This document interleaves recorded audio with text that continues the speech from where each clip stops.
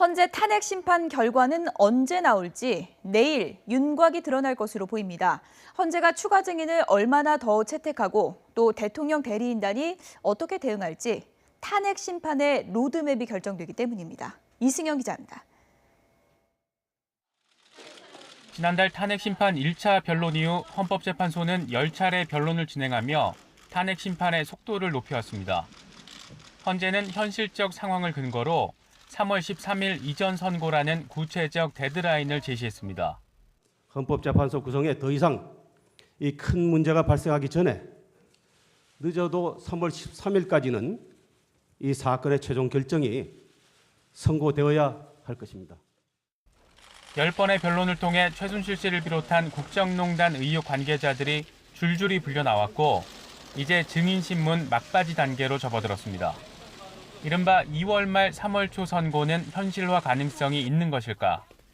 우선 재판부가 추가 증인을 얼마나 채택할지가 탄핵 스케줄을 좌우하는 핵심 변수입니다.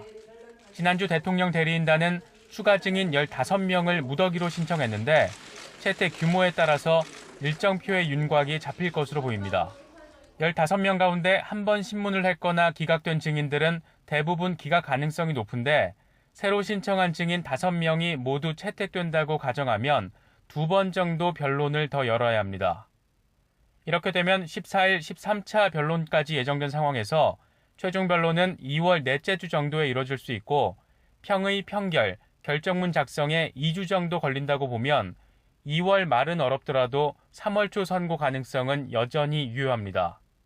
다만 마지막 판결이 이정미 재판관 퇴임일인 3월 13일 직전에 이뤄진다면 선고 시점은 3월 말로 미뤄질 수 있지만 이 경우에도 최종 결정문에는 재판관 8명 모두 이름을 올릴 수 있습니다. 문제는 그동안 중대결심이라는 표현을 써온 대통령 측이 어떤 선택을 하느냐에 달려 있습니다.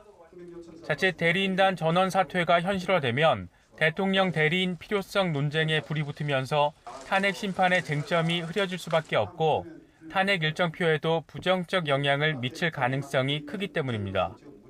대통령 측의 증인 신청을 모두 받아들일 수도 없고 그렇다고 무더기 기각으로 변호인단을 자극할 수도 없는 만큼 최악의 상황을 피하기 위한 재판관들의 묘수 찾기가 이번 주 변론 내내 이어질 것으로 전망됩니다. YTN 이승현입니다.